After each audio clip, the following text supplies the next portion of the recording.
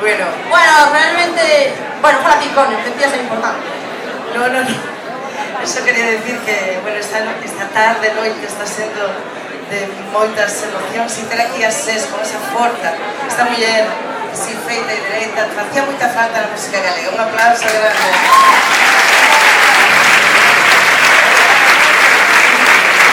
Eu só queria dicir unha cousa, antes de empezar, é unha frase que xa sei que desde Filostea é a hostia de frase, debe de ser dela, non é miña, pero eu sempre a utilizo e creo que é o que di esta canción.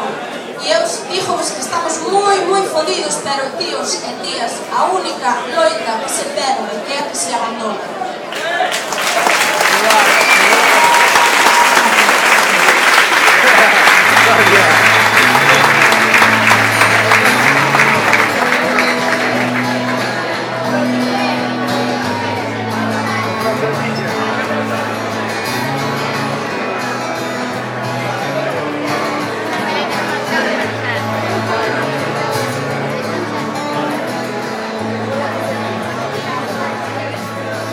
Esta terra que fai testamento, que acolle os lamentos e anima a olvidar.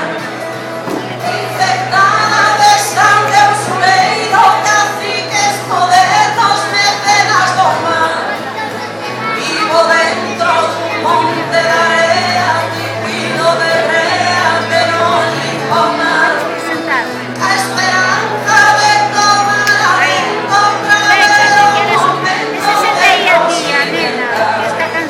Mas ainda seguimos aquí a durar tempestades de sal, resistindo a violencia de mans desas serpes de gans que nos queren calar.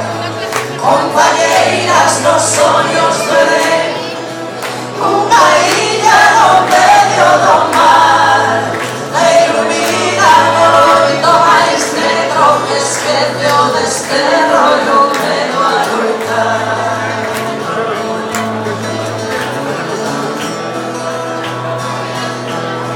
E que queiran que non, Galiza,